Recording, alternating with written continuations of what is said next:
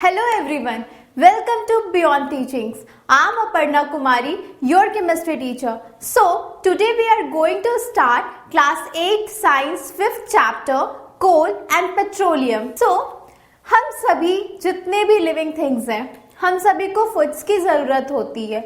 अब हम लोग को खाना मिला, हमने खा लिया. आपके सामने अगर मैं पिज्जा, बर्गर, सैंडविच, पेस्ट्रीज ये सारे रख दूं, तो आप लोग क्या करोगे? ऑब्वियस खाते जाओगे. लेकिन हाँ, ज्यादा अमाउंट में ये सब नहीं खाना चाहिए बिकॉज ये उतने हेल्दी फूड नहीं हो. तो अगर आप फ्रूट्स लेते हो, जूसेस लेते हो, जो भी डेली लाइफ में हम खाते हैं, तो वो सारे खाने से क्या होता है? वो हमारे हेल्थ के लिए अच्छा होता है, वो हेल्दी फूड होता है.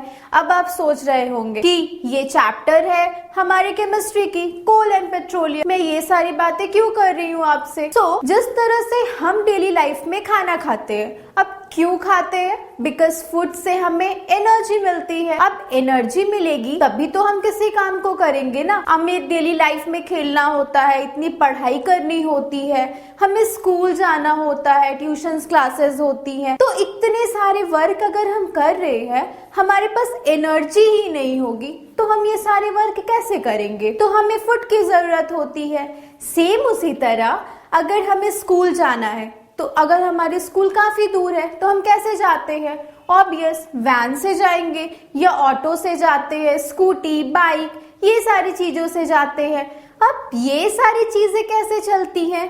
हम ह्यूमन बींग्स तो खाना खाते हैं, तो हमें एनर्जी मिली तो हम उससे अपने डिफरेंट काम कर रहे हैं. बट जितने भी बाइक्स हैं, कार्स हैं, अब इन्हें चलने के लिए भी तो एनर्जी चाहिए. तो जब हम इसमें पेट्रोल, डीजल या फिर आजकल तो बैटरीज से भी चलती है ऑटो, तो जितने सारी ये सारी चीजें हैं, मीन्स कोल, पेट्रोल, तो ये सब से कार्स चलते हैं, बाइक चलते हैं. अब अगर आप पूछोगे कि ये जो भी आपका पेट्रोल से ये बाइक चल रही है या फिर डीजल से जितने भी कार, ट्रक्स, ये सब सारे जितने भी हेवी लोड वाले आपके व्हीकल्स हैं, तो ये सब चलते हैं, यानी कि ये पेट्रोल और डीजल से चल रहे हैं. अब ये पेट्रोल और डीजल कहाँ से मिलता है? ऑब्वियस पेट्रोलियम से मिलता है. तो जिस तरह से ह्यूमन बींग्स को खाने की जरूरत होती है, वैसे ऑटो, बाइक्स, इन सभी को चलने के लिए भी पेट्रोल एंड डीजल चाहिए होता है. तो पेट्रोल एंड डीजल कहाँ से मिला? पेट्रोलियम से. नेक्स्ट आप देखते हो हम लाइट ऑन करते हैं, फैन चलाते हैं. अब जैसे समर डेज होते हैं तो सभी को एसी चलानी होती है, या फिर विंटर में हमें वार्मर चलाने होते हैं. तो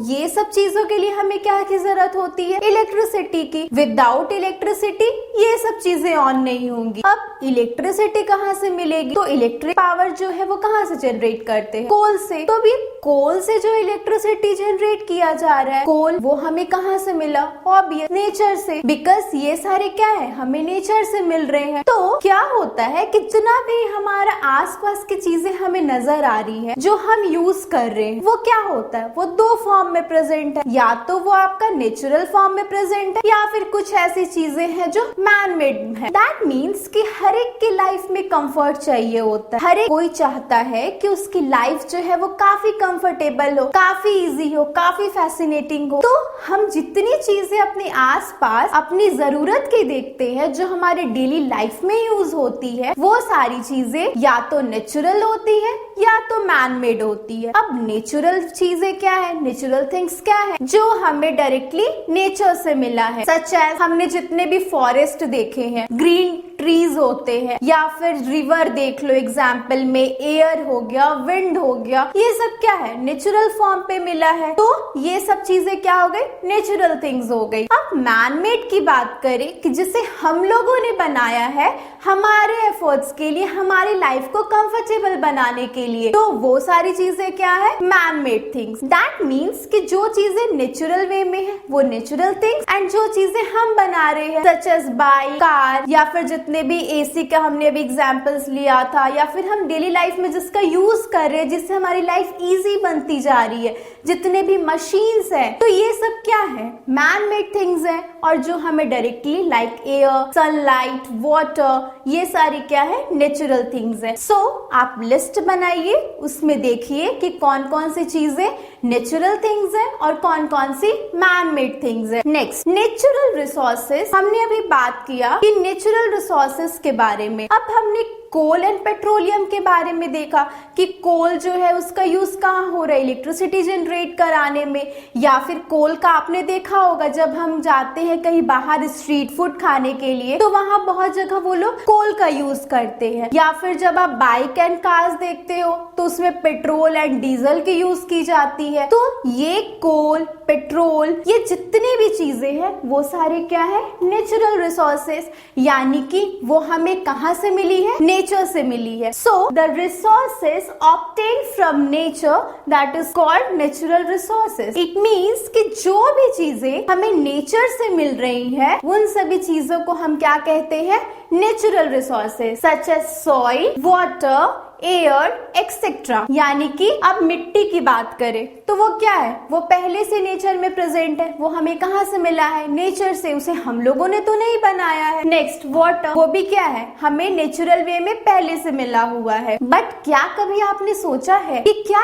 ये सारे नेचुरल रिसोर्सेस इतने लार्ज अमाउंट में है कि अगर हम इसका यूज करें तो ये कभी खत्म नहीं होगी? तो कुछ ऐसे रिसोर्सेस हैं जो इतने लार्ज अमाउंट में है या फिर ऐसी है कि जिसका कभी एग्जॉस्ट नहीं हो सकता। इट मीन्स कि आप उसे कितने भी यूज कर लो वो खत्म नहीं हो सकता, वो काफी लार्ज अमाउंट में प्रेजेंट है। बट कुछ ऐसी रिसोर्सेस ऐसी हैं जिसका आप अगर बहुत ज्यादा यूज करोगे तो वो क्या होगा, एग्जॉस्टेड हो जाएगी। कि इट मीन्स क्या होगा कि अगर आप बहुत ज्यादा उसकी यूज कर रहे हो तो वो चीजें धीरे धीरे खत्म होती जा रही है। क्यों होती जा रही है? बिकॉज हम देख रहे हैं पॉपुलेशन इतना ज्यादा डे बाय डे वो बढ़ता चला जा रहा है, तो नंबर ऑफ द पर्संस क्या हो रहे, इंक्रीज हो रहे हैं। बट जो हमारी रिसोर्सेस है, जो रिसोर्सेस एग्जॉस्ट होती चली जा रही है, अब वो तो उन्हें बनने में कितने इयर्स लगते हैं, मिलियन इयर्स लग जाते हैं। सो आफ्टर मिलियन इयर्स वो सारी चीजें बनती हैं। तो अगर आफ्टर मिलियन इयर्स वो चीजें बनेंगी तो क्या होगा कि अगर उतने टाइम तक बना एंड यहाँ पॉपुलेशन क्या है, day by day number of the person increase हो रहे हैं, तो वो धीरे धीरे क्या होती है, वो सारी रिसोर्सेस खत्म होती चली जा रही है। अब जैसे एग्जाम्पल ले लो, अगर आपके पास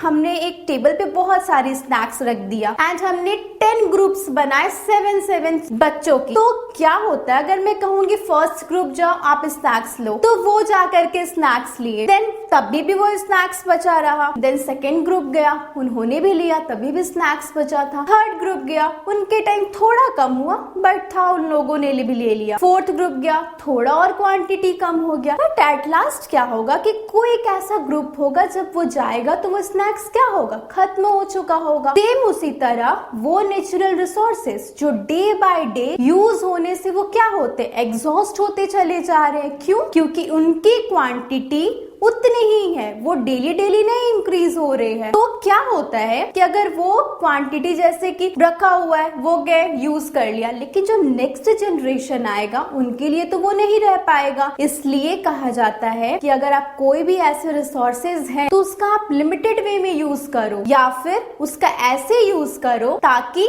आने वाले टाइम, आने वाली जनरेशन के लिए भी वो अवेलेबल रह सके। तो अब नेचुरल रिसोर्सेज कितने टाइप के होते हैं? तो नेचुरल रिसोर्सेज बेसिकली 2 टाइप्स के होते हैं। First one is inexhaustible natural resources and second one is exhaustible natural resources. So first हम डिस्कस करते हैं फर्स्ट टाइप की, inexhaustible natural resources. It means कि these are the present in nature in unlimited quantity। तो inexhaustible natural resources क्या है? वैसे natural resources जो अनलिमिटेड क्वांटिटी में नेचर में प्रेजेंट होते हैं। यानी क्या कि अगर आप इसका कितना भी लार्ज वे में यूज कर लो ये खत्म नहीं होते, क्योंकि इनकी क्वांटिटी बहुत ज्यादा है। What is the example? Air, sunlight, wind. अब एयर को देख लो, एयर का यूज क्या में होता है? हमारे रेस्पिरेशन प्रोसेस में होता है। और एयर की यूज कहाँ होती है? हमने लास्ट क्लास में पढ़ा था ना कि जितने भी केमिकल्स होते हैं सच एज जो भी आपके मेटल्स होते हैं, अगर वो ऑक्सीजन से रिएक्ट करेंगे तो क्या होगा, वहाँ हीट फॉर्म करती है। तो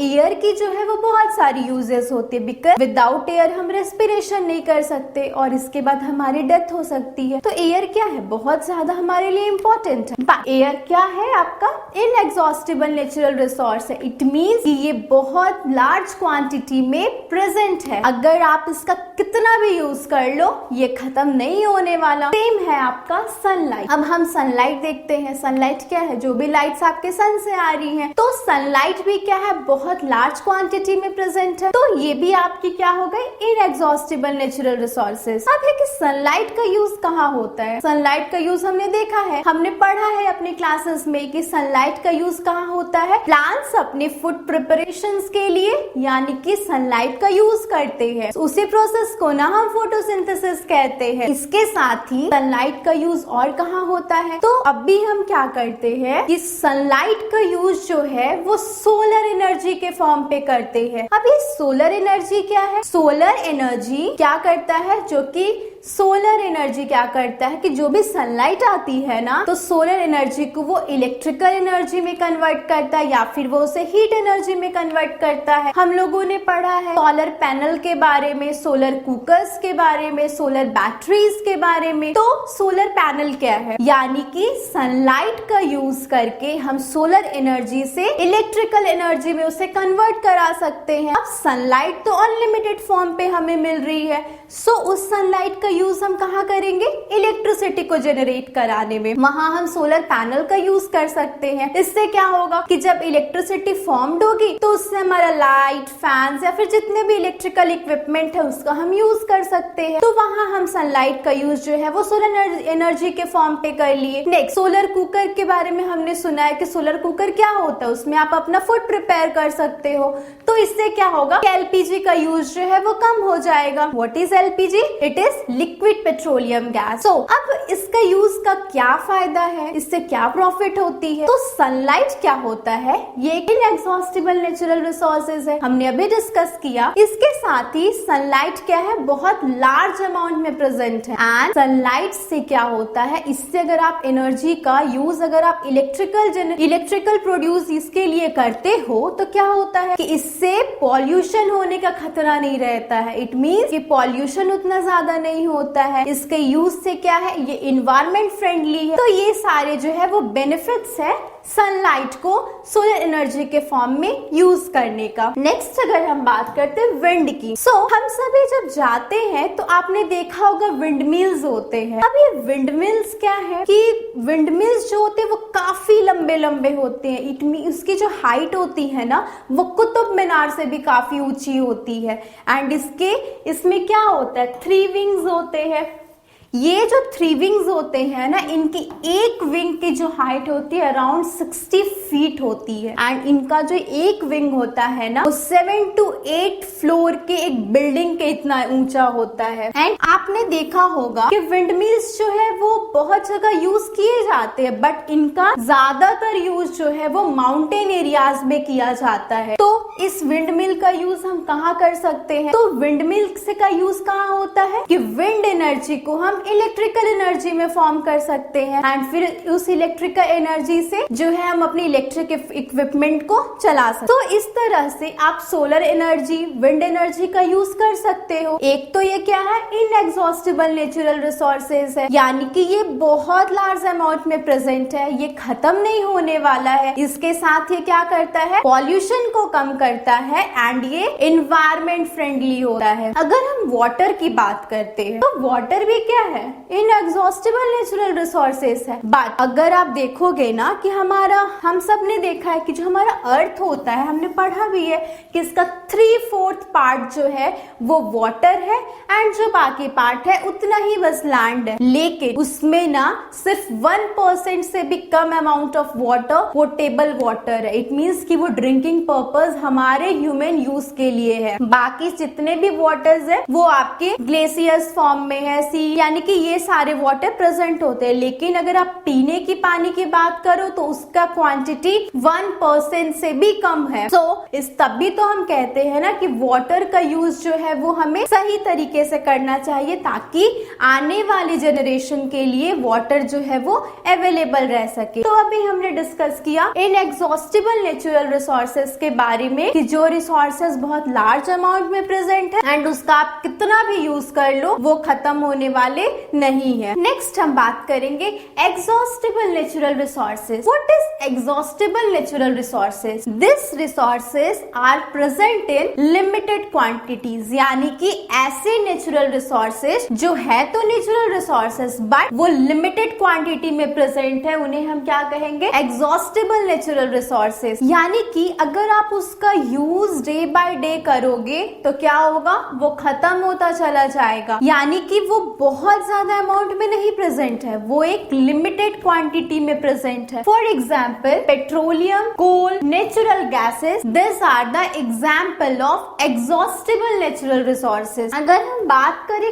कोल की, कोल का यूज सबने देखा है कि कोल की यूज कहाँ की जाती है। जनरली हम देखते हैं अपने घर में या फिर अपने आसपास कोल की यूज होती है। इसके साथ इलेक्ट्रिसिटी जनरेट की जा रही है तो वो भी कोल से किया जा रहा है। But coal exhaustible natural resource क्यों है? क्योंकि वो बहुत ही लिमिटेड अमाउंट में हमारे अर्थ पे प्रेजेंट है। अब है कि कोल को बनने में कितने इयर्स लगते हैं, यानी कि कोल को फॉर्म होने में मिलियन इयर्स लग जाते हैं। अब मिलियन इयर्स लगेंगे, उसके बाद ही कोल फिर वापस से फॉर्म होगा। तो इतने इयर्स तक अब हमें यूज करना है कोल। तो अगर इसका हम ही बहुत ज्यादा यूज कर लेंगे तो आने वाले टाइम पे जितने भी लोग होंगे वो तो यूज नहीं कर पाएंगे, उनके लिए कोल अवेलेबल ही नहीं होगा। इट मीन्स कि कोल क्या है? वो एक लिमिटेड अमाउंट में है, दैट्स व्हाई उसे हम क्या कहते हैं?